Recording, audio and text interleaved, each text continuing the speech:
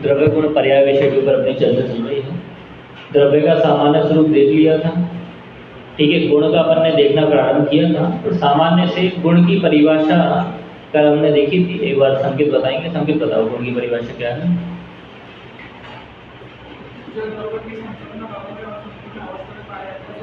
हाँ, बहुत बढ़िया। देखो यहाँ पर क्या कहा, द्रव्यों के संपूर्ण भागों और संपूर्ण अवस्थाओं में।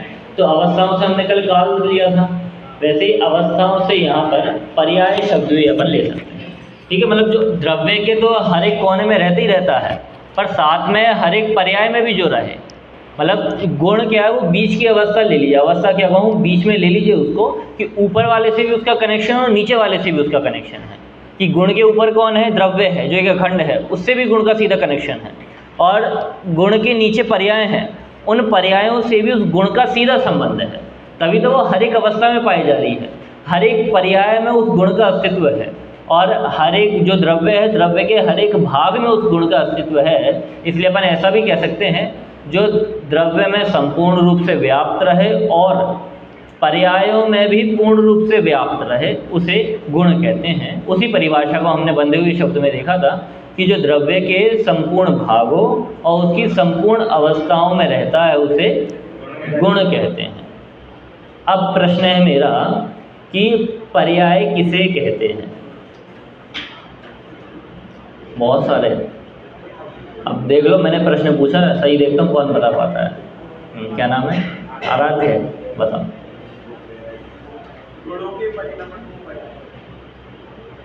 बोलो, सही बोला गलत बोला? लो, इतने सारे हाथ खड़े हो गए, बोलते साथ। अच्छा, सही वाले नहीं, किसी को कुछ कमी वगैरह लगती हो तो हाथ खड़ा करना। चलो पराग से पूछते हैं। गुणों के कार्य अर्थात परिणामन को पर्याय कहते हैं। चलो बात बराबर है, कोई दिक्कत नहीं है, ठीक है, अच्छा पकड़े। और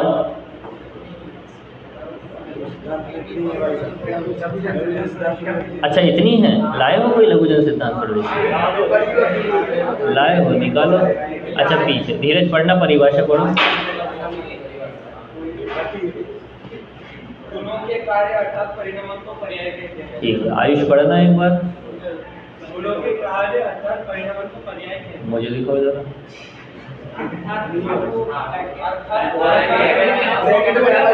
गुणों के ब्रैकेट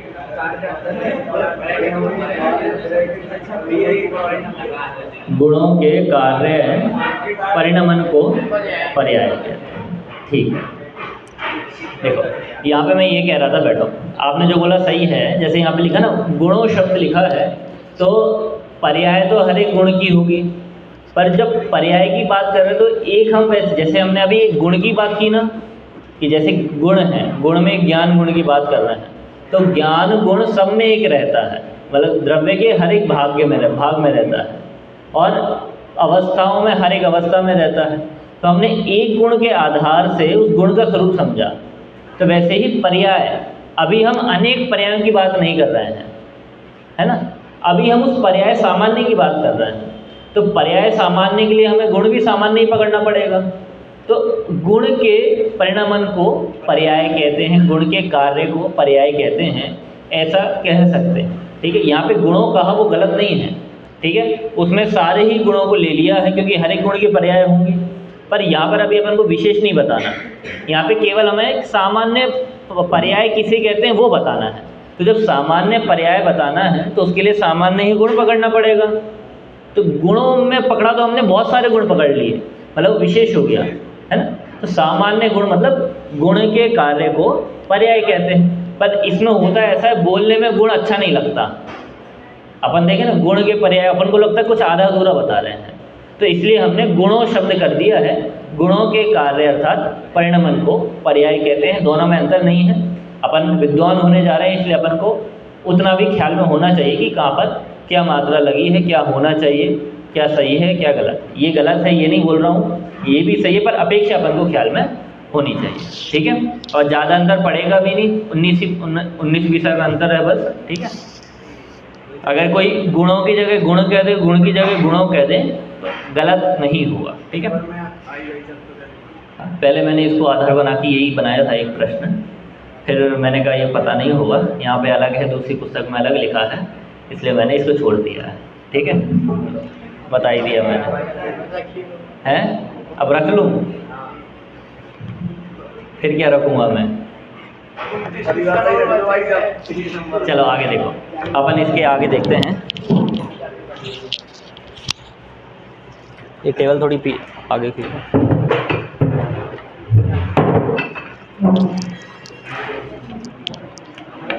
देखो, कल अपन ने 2 प्रकार के गुण देखे थे। एक तो सामान्य गुण देखे थे, ये क्या लाल काला कैसे हो गया, सामान्य और विशेष, ये 2 देखे थे ना। अब इसमें भी अपन ने देखा था कि कुछ सामान्य ऐसे हैं कि जो कुछ में ही पाए जाएंगे, और कुछ सामान्य ऐसे जो सभी में पाए जाएंगे। मूल भेद ऐसे आगम में नहीं मिलेगा, पर अपन समझने के लिए ऐसा कर रहे हैं, ठीक है ना। अब जैसे अपन ने गुणों के ये 2 भेद किए हैं, ऐसी गुणों के, अच्छा दिख नहीं रहा क्या? दिख रहा? देख के करना ही नहीं है, ठीक है। सामान्य और विशेष, ऐसे ही गुणों के 2 भेद और भी आते हैं, आपने सुन रखे होंगे, ठीक है।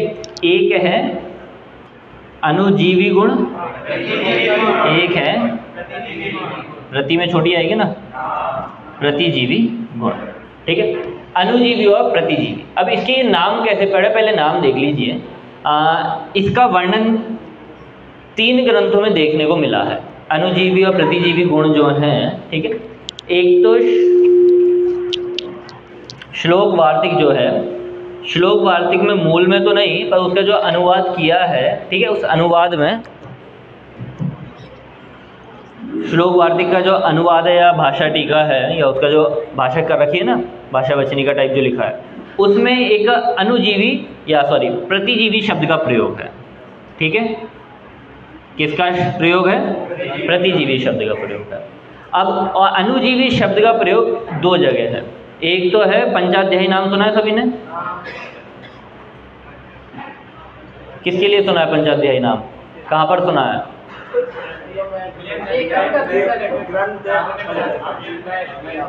हाँ, एक ही बैठता प्रवचन में है, सुना है ना? संयम भैया ने क्या बताया? तो नाम आया था, है ना। तो देखो, ये पंचाध्यायी है।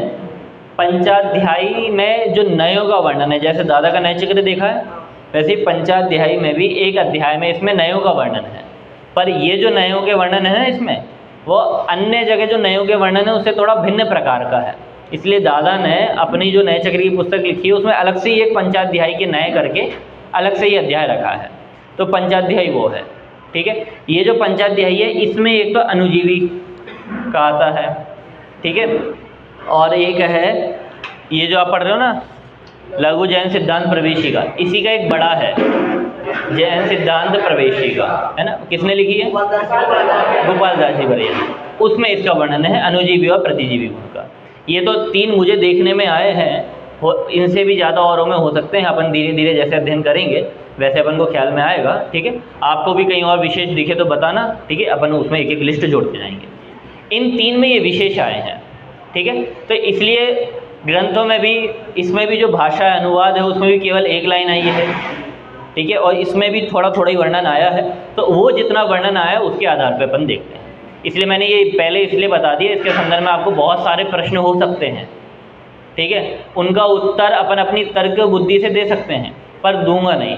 क्यों नहीं? क्योंकि अभी आगम का अभाव है। अपनी जो तर्क शक्ति होनी चाहिए वो भी आगम के आधार से चलेगी तो ही सही मानी जाएगी, है ना। वरना तो तर्क तो आपको बाहर वाले ही बहुत दे देंगे, और वो आगम के अनुकूल नहीं होंगे तो गलत ही माने जाएंगे। इसलिए जितना संभव होगा उतने उत्तर दे दूंगा, जितने नहीं होंगे उसके लिए अपन बाद में देखेंगे। पर प्रश्न जरूर अपने मन में उपस्थित करना है कि भैया इसमें ये प्रश्न हो सकता है। तो जब जिज्ञासा होगी और क्षयोपम ऐसा होगा तो अपने आप उसके उत्तर भी मिलते जाएंगे। चलो अब इसका वर्णन देखते हैं। ये 2 गुण अपन को मिले हैं, एक अनुजीवी और एक प्रतिजीवी। जो अणुजीवी है उसमें एक उपजीविनी ऐसा शब्द का प्रयोग मिलता है। तो आपने दो शास्त्र बता दिए, तीसरा जैन सिद्धांत प्रवेशिका देखी है ना सबने, मतलब जितनी ये तत्वार सूत्र है ना, जितना मोटा उतनी वो मोटी है ना। हाँ, तो वैसा देखो उपजीवी, उपजीवी शब्द भी मिलता है, एक आध शब्द आगे पीछे है कुछ, नहीं, अणुजीवी तो है ही, साथ में उपजीवी भी है, ठीक है। उपजीवी का मतलब ये है कि जो जीवी, मतलब जब जीव रहा है, वो जी रहा है, उस समय उसके साथ साथ रहे, हमेशा उसके साथ रहे। मतलब ऐसा नहीं कि वो तो है और उसके साथ उसके साइड से वो गुण हट जाए। जैसे मैं जीव लूँ, जीव है तो उसके साथ ज्ञान गुण है, वो हमेशा रहने वाला है, नहीं रहने वाला, हमेशा रहेगा ना। तो इसलिए हमने ज्ञान गुण को कह दिया उपजीवी गुण, ठीक है। उपजीवी को ही अणुजीवी कहते हैं, ठीक है। दोनों अलग अलग नहीं है, नाम बस अंतर है, उपजीवी और अनुपजीवी नाम एक है। तो अनु का मतलब भी क्या होता है, पीछे पीछे अनुसरण करना, मतलब जहाँ जहाँ जीव जाएगा उसके पीछे पीछे वो गुण आएंगे। पीछे पीछे का मतलब ये नहीं कि दोनों अलग अलग हो गए, दोनों के प्रदेश अलग अलग हो गए, दोनों के प्रदेश तो एक ही रहेंगे, पर अनु का मतलब ये होता है कि साथ साथ में भी उसका प्रयोग हो जाएगा, ठीक है। जहाँ पर जीव है उसी के साथ वो गुण भी पाया जाएगा, इसलिए हम उन्हें अणुजीवी गुण कह देंगे। तो अणुजीवी गुण में एक तो क्या हो गया, दर्शन हो गया, ज्ञान हो गया, सुख हो गया, वीर्य हो गए, ये जितने भी सारे गुण हैं, ये सारे गुण कैसे हैं, अणुजीवी हैं, ठीक है। ये हमें हमेशा ही प्रकट रहने वाले हैं। ज्ञान दर्शन हमेशा होते हैं, नहीं होते हैं, ठीक है। इनके विशेष में नहीं जाएंगे क्योंकि इनका विशेष अभी अपन को नहीं पढ़ना है, केवल गुणों का सामान्य स्वरूप अभी अपन देख रहे हैं। तो ख्याल में आया अणुजीवी गुण।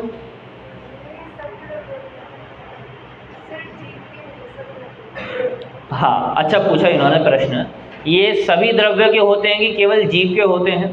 तो देखिए, सब द्रव्य के भी नहीं कह सकते, केवल जीव के भी नहीं कह सकते हैं, क्योंकि ये जो पढ़ी थी एक श्लोक वार्तिक का मैंने नाम लिया था ना, उसमें प्रतिजीवी गुण के बारे में ऐसा लिखा था, बताता हूँ, ठीक है। पहले एक शब्द और देख लीजिए, अणुजीवी। अणुजीवी गुण कैसे होते हैं, ये भाव स्वरूप गुण होते हैं, ठीक है। कैसे होते हैं, भाव स्वरूप कह लो, भाव रूप कह लो, ठीक है। भाव स्वरूप गुण होते हैं अणुजीवी। भाव मतलब उनका अस्तित्व होना, उनकी सत्ता होना, कि जब जब जीव रहेगा, जब जब उनकी सत्ता रहेगी। और जीव कब रहने वाला है, हमेशा रहने वाला है। तो अणुजीवी गुणों की सत्ता कब रहेगी, तो हमेशा रहेगी, तो इन्हें हमने भाव स्वरूपी गुण कहा है। और प्रतिजीवी गुण कैसे हैं, ठीक है, अभाव स्वरूपी गुण है, ठीक है। अभाव मतलब इनकी सत्ता हमेशा नहीं पाई जाएगी, कि जैसे अभी हम कहें तो हमारे अंदर ये वाले गुण प्रकट नहीं हैं, सत्ता में पड़े होंगे पर प्रकट रूप में नहीं है जरा सा भी, तो इसलिए हमने इनको कहा प्रतिजीवी गुण और अभाव स्वरूप। अब अभाव के नाम आपने कहीं भी पढ़े हैं, ठीक है, प्राग, प्रध्वंस, अन्योन्य और अत्यंत, ये चार अभाव हैं। ये चार अभाव कैसे हैं, अभाव स्वरूप है ना। हाँ, तो श्लोक वार्तिक में जो आया है, श्लोक वार्तिक की भी भाषा में जो ऐसा आया है, वहाँ पे कहा प्राग भाव, प्रध्वंसा भाव, अन्योन्य भाव, अत्यंत भाव, ये जो भाव स्वरूपी गुण हैं ये प्रतिजीवी गुण हैं, ठीक है। और प्रतिजीवी जब अपन ने इनमें लगाया तो पर्यायों में लगा, तो पर्यायों में पुद्गल में भी लगता है, अन्योन्य भाव अपन पुद्गल में ही घटित करते हैं, ठीक है। इसलिए जीव के अलावा पुद्गल में भी जाएगा, और जब प्रतिजीवी गुण पुद्गल में गया है तो अणुजीवी भी पुद्गल में जाएगा। बात आपको आ रही समझ में। पर इसके आगे हम छओं में घटित करें उसके लिए हमें कोई आधार नहीं मिलता है, ठीक है। हाँ, दोबारा से बता देता हूँ। देखिए, चार अभाव हैं। प्रतिजीवी गुण कैसे हैं, अभाव स्वरूपी गुण हैं। अभाव स्वरूपी मतलब वो वर्तमान में जरा से भी प्रकट अभी नहीं है, तो अभाव स्वरूपी गुण हो गए। अब ये अभाव स्वरूपी गुण में ही हमने चार प्रकार के अभाव भी देखे हैं, प्राग भाव, प्रध्वंस भाव, अन्योन्य भाव और अत्यंत भाव। ये जो चार प्रकार के अभाव हैं, तो श्लोक वार्तिक की जो भाषा है उसमें ऐसा कहा, ये चार प्रकार के अभाव स्वरूप प्रतिजीवी गुण होता है, ठीक है।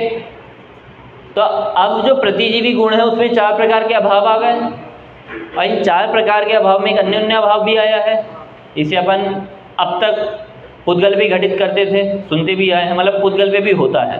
तो जब परिभाषा में पुद्गल आ गया, इसका मतलब प्रतिजीवी गुण भी पुद्गल पे तो घटित होता है। ठीक है, जीव की तो अपन चर्चा कर ही रहे हैं, तो जीव पे तो होगा ही होगा, साथ में पुद्गल पे भी हो रहा है। ठीक है, और यदि प्राग भाव प्रतिध्वंसा भाव को देखें, पूर्व पर्याय, वर्तमान पर्याय और आगामी पर्याय की अपेक्षा, तो क्षव द्रव्य पे हो जाएगा, है ना। तो इसकी अपेक्षा प्रतिजीवी गुण क्षव द्रव्य पे घटित हो रहा है, और जब प्रतिजीवी गुण क्षव द्रव्य पे घटित हो रहा है तो उसका विरोधी कौन सा है? अनुजीवी। विरोधी कह लो, प्रतिद्वंदी कह लो, जैसा भी है, तो वो भी क्षव द्रव्य पे घटित होगा। तो इस अनुसार तो अपन कह सकते हैं ये गुण क्षव द्रव्यों पर घटित होते हैं। ठीक है, पर विशेष रूप से ऐसा कुछ मिलता नहीं है कि ये इसी द्रव्य पाए जाते हैं, सामान्य है कि विशेष हैं, पर अभी इनको देख के ख्याल में आ रहा है कि ये सामान्य गुण हैं। ठीक है, तो अपन इनको जैसे चार्ट में बनाए ना, सामान्य में ही इन दोनों के ऐसे भेद कर सकते हैं। ये दोनों परिभाषा मतलब बन सकते हैं भाव स्वरूप और अभाव स्वरूप। हाँ बिल्कुल, जो भाव स्वरूपी गुण हैं उन्हें अनुजीवी गुण कह देंगे, और जो अभाव स्वरूप गुण हैं उन्हें प्रतिजीवी गुण कहेंगे। अब इसके लिए अभी प्रवीण जी भाई साहब पिछली बार शिविर में आए थे, तो उन्होंने इसके बारे में कोई प्रकरण था, कोई था गुणस्थान की कक्षा में, क्या बोला था इन्हीं प्रतिजीवी गुणों के बारे में? अरे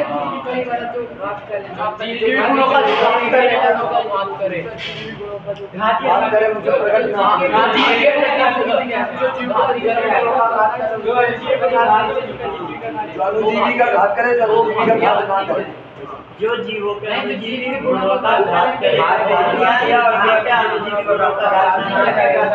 हाँ ठीक है, वहाँ पर अब तक जो अपन परिभाषा पढ़ते थे वहाँ पे ये पढ़ते थे घाती और अघाती में जो अनुजीवी गुण हैं। ठीक है, जो अनुजीवी गुण है, इन अनुजीवी का घात कौन करेगा? तो घातीय कर्म करेगा। ठीक है, और प्रतिजीवी गुणों का घात कौन करेगा? आघाती कर्म करेगा। ठीक है, ये सारे मैं इन्हीं के संदर्भ में पढ़ा रहा हूँ, आप जो पहले पढ़ के आ गए हैं उनको दोहराते हुए। ठीक है, तो ये हमने पढ़ा है। इसके संदर्भ में प्रवीण जी भाई साहब ने एक नया पॉइंट बताया था। उन्होंने क्या कहा, जब हम घाती कर्म की परिभाषा पढ़ते हैं ना, उसमें ऐसा पढ़ते हैं जो जीव के अनुजीवी गुणों का घात करे उसे घातीय कर्म कहते हैं, जो जीव के प्रतिजीवी गुणों का घात करे उन्हें अघातीय कहते हैं। ऐसा हमने पढ़ा है। उन्होंने इसके संदर्भ में एक विशेष पॉइंट ये बताया कि ये जो अघाती की परिभाषा में हमने क्या बोला कि जो जीव के प्रतिजीवी गुणों का घात करे, इसके स्थान पर हमें ऐसा बोलना चाहिए कि जो जीव के अनुजीवी गुणों का घात न करे, क्योंकि अघातीय है ना कि घात ना करे। तो अगर हम इसके हिसाब से बनाएं जो जीव के प्रतिजीवी गुणों का घात करे तो वो घातीय कहलाना चाहिए, पर शब्द क्या है? अघातीय। तो वहाँ पर यही आना चाहिए ना, जो जीव के अनुजीवी गुणों का घात ना करे वो अघातीय। तो दोनों में ही अपन को अनुजीवी गुणों का ही अस्तित्व लेना है, और उससे पहले हम एक में अनुजीवी और एक में प्रतिजीवी लेते थे। नहीं पढ़ा ऐसा कहीं पर? यही पढ़ा है, इसमें है, इसमें यही है जो अनुजीवी गुणों का घात ना करे। नहीं है इसमें, वही तो मैं बोल रहा हूँ, इसमें नहीं है। नहीं, आपने उसमें पढ़ा होगा, ये जो भाग है ना, भागों में 8 कर्म का चैप्टर है, उसमें भी वो प्रतिजीवी गुण लिखा है, ध्यान से देखना। या तो उस भाग में नहीं तो कहीं और दूसरी जगह लिखा होगा। ठीक है ना, देख लेना, मुझे भी अभी ख्याल में नहीं आ रहा एग्जैक्ट कहाँ पे लिखा है ना, पर शुरू से यही सुना था। ठीक है, तो गलत है या नहीं वो नहीं कह रहे हैं अपन तो शब्द के अनुसार कह रहे हैं। ठीक है, शब्द अघातीय है तो उसकी परिभाषा भी वैसे ही बनानी चाहिए। ठीक है, इतना आया समझ में? हाँ, आप कह रहे हैं कि अनुजीवी गुण में पुद्गल कैसे आएगा। एक तर्क तो आ गया था ना आपको समझ में कि हमने जब प्रतिजीवी खड़ा किया तो जहाँ पे प्रतिजीवी वहाँ पे अनुजीवी भी होगा, तो अनुजीवी भी हो गया पुद्गल में। दूसरी अपेक्षा भी ले सकते हैं अपन, स्पर्श लिया मैंने। अब जहाँ जहाँ पुद्गल रहेगा वहाँ स्पर्श रहेगा नहीं रहेगा? रहेगा ना। तो ये स्पर्श कैसा हो गया जीव का? अनुजीवी गुण हो गया, मतलब उसके साथ हमेशा रहने वाला है वो अनुजीवी गुण। प्रतिजीवी ऐसा ले लीजिए जैसे स्कंद है, तो स्कंद जीव का एक प्रतिजीवी गुण कह सकते हैं अपन, क्योंकि उसका वो मूल स्वभाव नहीं है, वो उसकी विकारी पर्याय है। पुद्गल का बता रहा हूँ, ठीक है। और जीव के आपको देखने हैं तो 4 आघाती कर्मों के नाम बोलो। वेदनीय, आयु, नाम, गोत्र, ये 4 आघाती कर्म है। अब इनके अभाव स्वरूप जो गुण प्रकट होंगे वो कहलाएंगे प्रतिजीवी गुण। कौन कौन से हैं वो 4?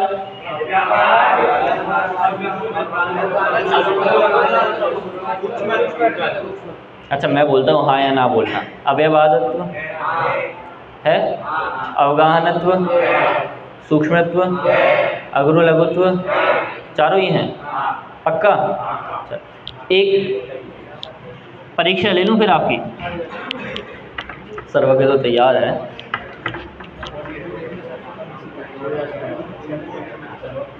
ये अगुरु लघु गुण है, ये किस कर्म के अभाव में प्रकट होता है? लो पीछे वालों को तो याद है, बहुत सुंदर। क्या नाम है? आदर्श संकेत। मैं नाम भूल जाता हूँ है ना, इसलिए।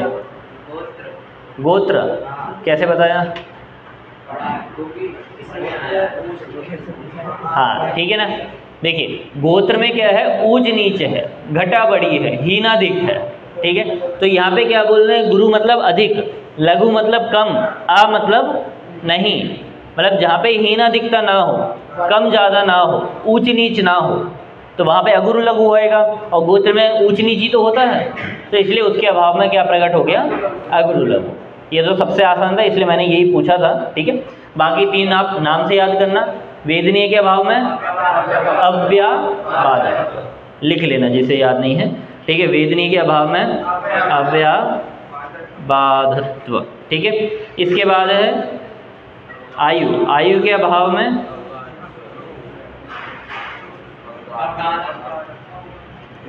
अवगाहनत्व, आयु के अभाव में अवगाहनत्व गुण प्रकट होगा।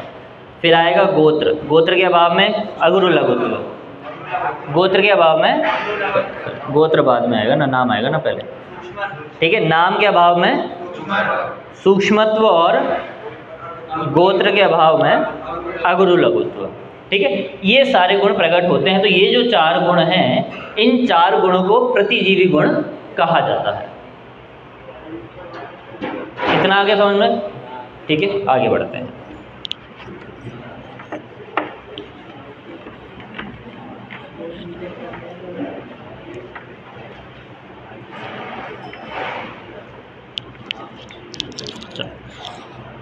तो अभी अपन ने गुण के कितने प्रकार से भेद देख लिए? सामान्य विशेष, सामान्य विशेष को ही दूसरे शब्दों में कह सकते हैं साधारण और असाधारण, लिख लेना ब्रैकेट में, ठीक है। कहीं पे आप साधारण असाधारण शब्द सुनो तो वो भी वही सुनना। साधारण मतलब सामान्य, असाधारण मतलब विशेष। असाधारण कहीं पे और कहीं शब्द सुना है? असाधारण धर्म वचनम लक्षणम, न्याय दीपिका पढ़ रहे हैं तो वही याद आएगा। और कहीं?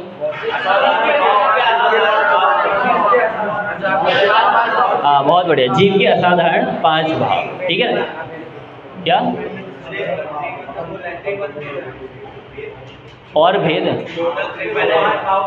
अच्छा 5, चलिए सूत्र बोल रहे थे। यहाँ पर देखो, ये साधारण असाधारण शब्द हो गए, और एक देख लिया हमने अनुजीवी और प्रतिजीवी। ऐसे ही गुण के 2 भेद और मिलते हैं, ठीक है। एक मिलता है स्वाभाविक गुण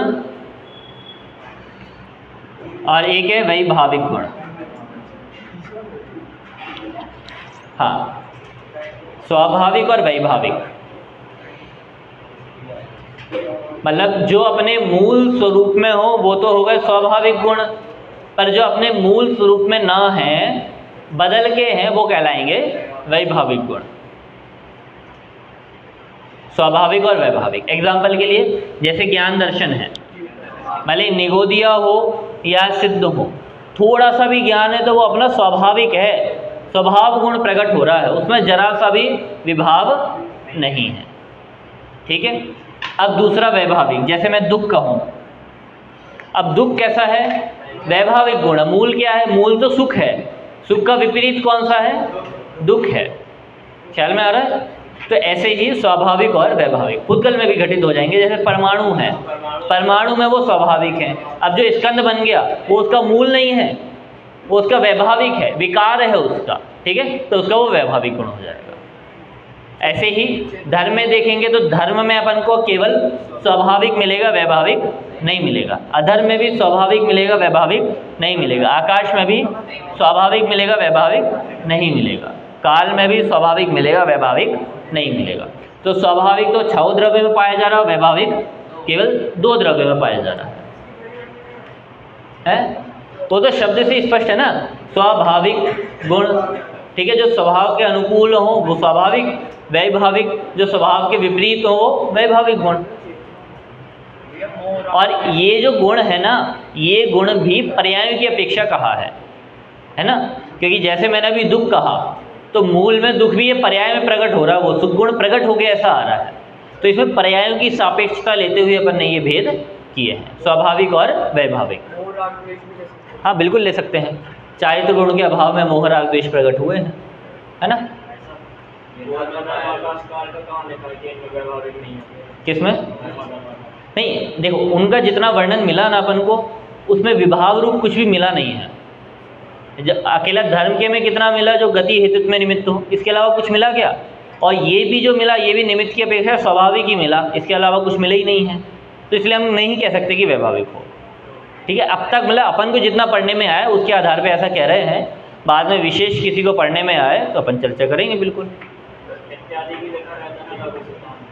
अब वो इत्यादि तो पता है अपनी कमजोरी है, मतलब अपन को पहले क्या था, इत्यादि शब्द का मैंने आपको अर्थ बताया दूसरी क्लास में बताया, आपको नहीं बताया मैंने। देखो आदि का मतलब क्या होता है कि आदि का मतलब होता है प्रारंभ। ठीक है, और अपन उसको किस रूप में प्रयोग करते हैं? हमें कुछ नहीं आता। आदि का मतलब हमें जितना आया हमने उतना लिख दिया और आगे लिख दिया आदि। आदि मतलब हमें नहीं आता, हमें तो इतनी पता था, अब आगे आप और भी लगा लेना। पर आदि का मतलब ये नहीं होता। आदि का मतलब ये होता है कि भैया है वो बहुत सारे, हम उनको लिख नहीं सकते, तो हम शुरुआत का बता रहे हैं, है ना, बस प्रारंभिक बता रहे हैं। पर हम क्या मान के बैठ गए, हमने वो आदि का मतलब मान लिया इतने हैं, इसका अंत आदि, इसके आगे भी और है, तो उसके आगे भी और नहीं, जितना हमने बताया वो तो उसका पहला भाग है, ऐसा। ठीक है, आदि का भाग आपको ही बताया था मैंने, ख्याल से आपको नहीं बताया था ना। हाँ, परीक्षा में पढ़ रहे थे तब बताया, प्रत्यक्ष आदि में स्मृति ज्ञान वो वाले उसमें। ठीक, आगे समझ में। अच्छा, अपनी क्लास परसों नहीं लगेगी या क्यों? रात में है पेपर।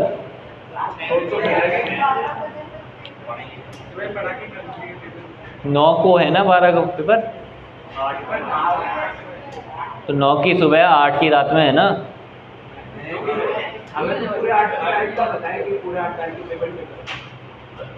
आठ की रात में और 9 की सुबह है।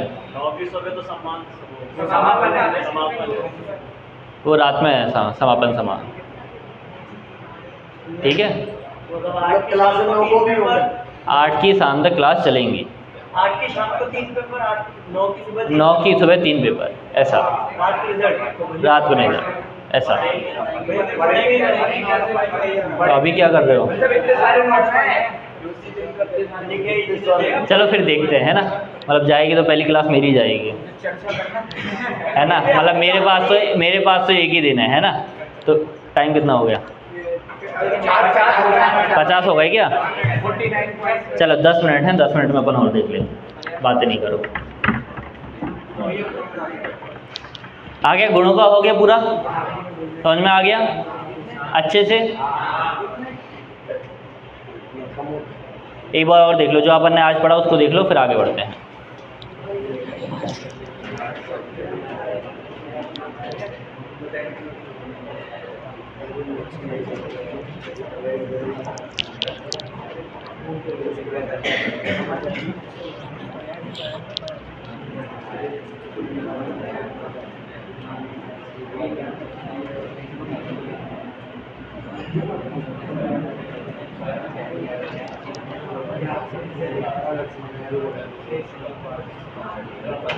चलो देखो, इत्यादि का, अच्छा इत्यादि का मतलब कि ये जो हमने शब्द कहे ये हैं आदि में जिसके वह, ठीक है। कौन सा समास हुआ? बहु। नहीं पढ़े होंगे क्या? अभी पढ़ लो है ना। तो आदि ये हैं आदि में जिसके वह, ऐसा। तो आदि का मतलब वो बहुब्रीहि समास से वहाँ पे बना। देखो, एक आपने गुणों के संदर्भ में एक ही परिभाषा और पढ़ी होगी, ठीक है। गुण के बारे में बता रहे हैं। गुण की दो विशेषताएं, अभी अपन ने भेद देखे थे, ठीक है, उसमें भी लगभग गुणों का स्वरूप आ गया था। इसमें दो विशेषताएं और बताई हैं, ठीक है। एक तो क्या बताया है, जो द्रव्य के आश्रय से रहे, मतलब ऐसा नहीं है कि वो कहीं पे भी एक यहाँ पे डाला, एक यहाँ पे डाला, एक वहाँ पे पड़ा है, ऐसा नहीं होगा। वो किसी ना किसी के आश्रय से रहेंगे ही रहेंगे। तो किसके आश्रय से रहेंगे? तो हमने बोला द्रव्य के आश्रय से जो रहेंगे वो गुण है। और दूसरी परिभाषा कैसी है? तो कह रहे हैं निर्गुण, निर्गुण है वो। अभी निर्गुण का मतलब आप समझिए, जैसे अपना दूध है, दूध में दूध तो अपन को दिखता ही है, साथ में पानी है या नहीं है? अब देखिए, उस दूध में पानी भी है और दूध भी है। दूध भी एक गुण है, पानी भी एक गुण है, पर पानी दूध रूप नहीं हुआ, दूध पानी रूप नहीं हुआ। और रह कैसे रहे हैं? एक साथ रह रहे हैं। तो ये कह रहे हैं भैया एक साथ मिले हुए रह रहे हैं, पर फिर भी एक गुण दूसरे गुण रूप नहीं हुआ, निर्गुण है, ठीक है। एक गुण अपने आप से बदल के दूसरे रूप नहीं हो गया, ये उसमें निर्गुण है। पानी बदल के दूध नहीं हो गया, दूध बदल के पानी नहीं हो गया, ये उसकी निर्गुणता है। और द्रव्य आश्रय, वो दोनों उस पदार्थ के आश्रित हैं, दूध और पानी। मतलब क्योंकि द्रव्य ऐसा अलग से तो कुछ है नहीं, जैसे भगवानी टाइप का द्रव्य तो है नहीं। तो जैसे दूध और पानी मिलके स्वयं एक अपन ने उसको दूध संज्ञा दे दी है, वैसे ही अनंत गुणों के समूह को अपन ने एक द्रव्य संज्ञा दे दी है, ठीक है। तो एक गुण अलग नहीं रहेगा, तो एक गुण का आधार बाकी गुणों का समूह मिलेगा, ठीक है। वैसे ही जो दूध में पानी है, उस पानी का आधार क्या है? तो दूध में मिठास भी है और भी बहुत सारे क्वालिटीज़ हैं, वो सारी क्वालिटीज़ उसका आधार है। तो अपन एक एक क्वालिटीज़ को कब तक कहेंगे? तो हमने एक उसका इकट्ठा नाम कह दिया, दूध नामक पदार्थ के आधार से वो पानी स्थित है। पर साथ में वो पानी कैसा है? निर्दूध है, निर्मीठा है ना, मतलब वो मीठा नहीं हुआ। ऐसे ही उस दूध में पानी नहीं मिला, पानी में दूध नहीं मिला है। पर गजब बात यही है कि उस दूध अलग है, उसमें मिठास भी है, पर पूरे का नाम हम दूध ही कहते हैं। वैसे ही जीव है, जीव में ज्ञान, दर्शन, सुख, वीर्य बहुत सारे गुण हैं, पर जीव को हम ज्ञान भी कह देते हैं। ज्ञान तो एक गुण है, पर गुण के आधार पे हमने उसको ज्ञान भी कह दिया। तो वैसे ही वहाँ पे एग्जाम्पल में भी समझना, और वैसे ही गुण का अस्तित्व समझना। जैसे अपन ने पहले एक लड्डू के उदाहरण से समझा था ना, द्रव्य गुण, तो उसमें अच्छी तरह घटित नहीं होता, दूध के में अच्छी तरह घटित होता है। क्योंकि जो पानी उस दूध के हर एक अंग में है, हर एक प्रदेश में है, हर एक अवस्थाओं में है, वो पानी, हर एक अवस्था तो नहीं कहेंगे, मावे में तो धीरे धीरे निकल जाता है, पर भागों में ले लीजिए, दूध के हर एक भाग में वो पानी स्थित है। तो वैसे ही जो गुण है, ये गुण द्रव्य के हर एक भाग में स्थित है, ठीक है, बात आ रही है समझ में? तो ये द्रव्याश्रय है निर्गुणा गुण। अब ये जो गुण है, इस गुण को एक अन्य नाम से भी कहते हैं सहभावी पर्याय। अब देखो, गुणों का नाम क्या है? पर्याय। अब पर्याय भी कैसा है? सहभावी पर्याय, ठीक है। तो यहाँ पे सहभावी से कह रहे हैं जो एक साथ रहते हैं, एक साथ रहती हैं, ऐसी पर्याय वे गुण हैं। अब पर्याय कभी एक साथ रहती हैं क्या? नहीं, पर्याय में तो उत्पाद व्यय ही उसका लक्षण है। तो यहाँ पे वो उन पर्यायों की बात नहीं चल रही है, यहाँ पर तो पर्यायों से हमने गुण पकड़ा और गुण का एक विशेषण बता दिया, सहभावी पर्याय। उन गुण का दूसरा नाम क्या है? सहभावी पर्याय। ऐसे ही इसके अलावा एक दूसरा शब्द मिलता है, क्रमभावी पर्याय। ठीक है, क्रमभावी पर्याय। तो क्रम मतलब जो क्रम से हो, एक पहले फिर दूसरी, फिर पहले फिर दूसरी, फिर अगली फिर अगली, तो क्रम आ रहा है ना। तो ये जो क्रमभावी पर्याय है ये वास्तव में पर्याय है, और जो सहभावी पर्याय ये वास्तव में गुण है। हो गया क्लियर? हाँ, क्रमभावी पर्याय वास्तव में ही पर्याय है और सहभावी पर्याय वास्तव में गुण है। तो गुण का दूसरा नाम सहभावी पर्याय भी कह सकते हैं। ये शब्द कहीं पे पढ़े हैं आपने, सुने हैं परीक्षा मुख में? अच्छा, उसमें सहचारिणो अविनाभाव, ये है ना, सहचारिणो।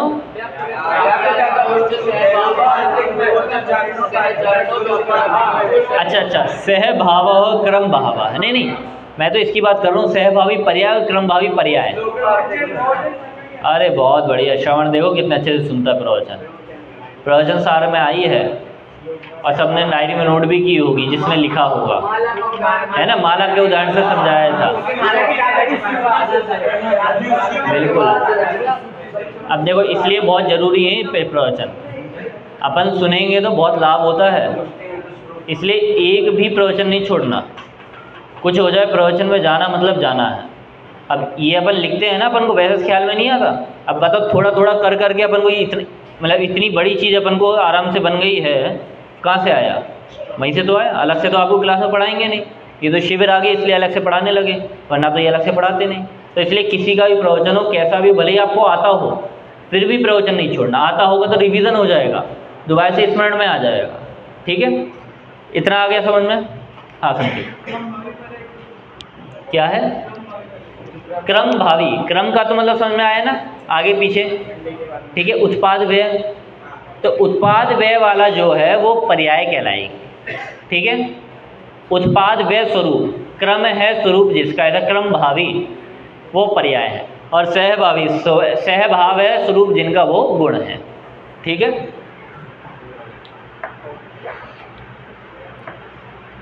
हो गया?